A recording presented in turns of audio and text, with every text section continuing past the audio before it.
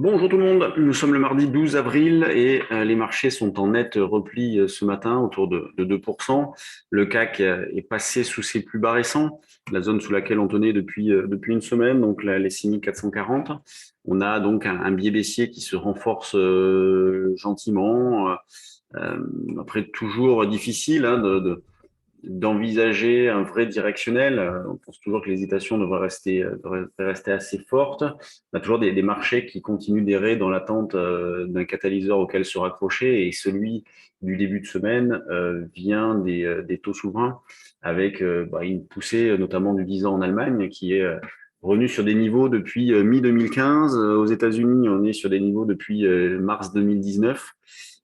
Donc pression assez forte, et cet après-midi, on aura les chiffres de l'inflation aux États-Unis, enfin des prix, l'indice des prix cet après-midi, donc qui donnera des indications sur l'inflation.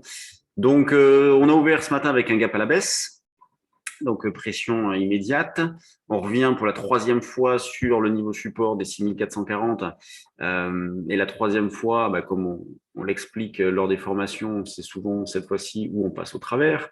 Donc c'est ce qui a été le cas. Pour l'instant, il n'y a pas de relais qui s'est véritablement mis en place. On a plus une stabilisation. Et vous voyez, c'est dans ce genre de situation qu'on se dit quand même peu probable que le marché prenne une véritable direction, puisque malgré un plus bas donc sur une semaine, il n'y a pas de relais immédiat. Donc peut très bien avoir une baisse un petit peu larvée, quelques reprises de temps en temps au gré d'espoir qui se mettent en place, un peu comme hier, quand même très surprenant qu'on passe au-dessus des 6600. Alors, c'était pas pour nous déplaire, ça nous a permis de vendre dans des bonnes conditions. Pas au plus haut, bien évidemment, mais autour des 6595 à 6600, notamment en double top par là. Pensez aussi, pour ceux qui interviennent sur les dérivés, que vendredi, les marchés seront fermés. Donc, échéance jeudi, donc c'est inhabituel, donc c'est pour ça que je préfère le signaler. Et donc, à court terme, eh bien, qu'est-ce qu'on essaye de faire? Eh bien, on essaie de vendre. Jusqu'à présent, travailler une absence de tendance et donc de la neutralité en travaillant aussi bien à l'achat qu'à la vente. Là, on va se concentrer davantage sur les ventes. Alors moi, dès qu'on a fait 6423, je m'étais mis à 6463, bon, on l'a pas fait. On s'est arrêté en dessous, on s'est arrêté à 56,7, mais je suis toujours dans cette zone, donc autour de 65-70, je suis prêt à vendre un petit peu et je vais étaler. Vous voyez, comme j'ai fait jusqu'à présent, j'étale dans la mesure où justement, ce marché-là ne prend pas véritablement de directionnel. On a une alternance hausse-baisse avec une absence de flux. C'est pour ça qu'on a ce manque de régularité et des mouvements qui ne tiennent pas. Absence de flux, donc des marchés livrés à la spec et aux algos. Si jamais la situation se dégrade, qu'est-ce qu'on pourrait viser comme objectif? Vous avez 6375,80 par là, 6375, ouais, on le voit bien ici. Et puis après, pas grand-chose avant 6320. Bon, voilà, je vous donne les niveaux si jamais ça venait à se dégrader. Pour l'instant, ça ne prend pas trop le chemin. Sur le DAX, on essaie de vendre aussi, donc là on pourrait prendre 14 025 par exemple. Là, je vais mettre à jour justement le trade du jour pour vendre un petit peu plus vite que la proposition de ce matin. Et pendant ce temps-là, l'eurodoll, lui, a bien revenu en arrière. Donc, on avait proposé une vente à 1,0933, ça a été fait, ça a été le point haut, et on a pu racheter, notamment vers 1,0875 80, c'était un niveau support. Donc, on a pu faire un bel écart déjà en ce début de semaine.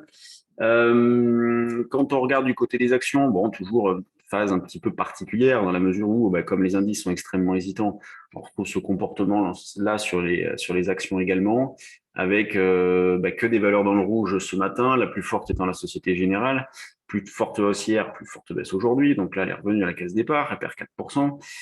Vous avez Sanofi qui revient en arrière, mais c'est pas bien méchant au vu de la progression des derniers jours, Danone qui est pas très en forme, les grosses pondérations, LVMH qui est ici, moins 48, LVMH qui va publier ses chiffres des résultats du premier trimestre après clôture ce soir, donc avoir l'impact sur les autres valeurs du secteur et sur le CAC, dans la mesure où LVMH est la plus grosse pondération du CAC, elle pèse 11%.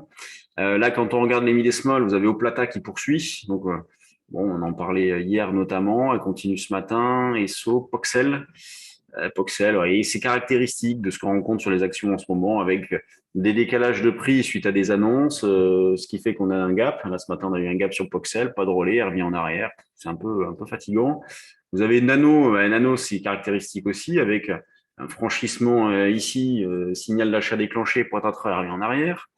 Donc voilà, pas grand-chose à se mettre sous la dent. Une majorité de valeurs dans le rouge d'ailleurs dans les screeners. Carmat qui annonce une augmentation de capital. À suivre. Moi, je suis pas fan du dossier. Je préfère rester sur la touche. Tiens, Valneva, que fait-elle? Valneva, elle revient un petit peu en arrière. Bon, ça bouge plus trop. Donc voilà ce qu'il y avait à dire sur les marchés actuellement. Bon, on verra quand je peux refaire ce point bourse. Demain, formation, et puis jeudi, des trading live. Donc, bah, je vais voir. Je ne sais pas si je pourrai en refaire un dans la semaine. Et si jamais ben, vous avez de l'intérêt des trading live jeudi, vous êtes les bienvenus pour partager une matinée trading avec nous. Voilà, faire du trading en temps réel. Allez, sur ce, je vous laisse. Bonne séance à tous. Et puis à bientôt. Je ne sais pas quand exactement, mais à bientôt. Salut.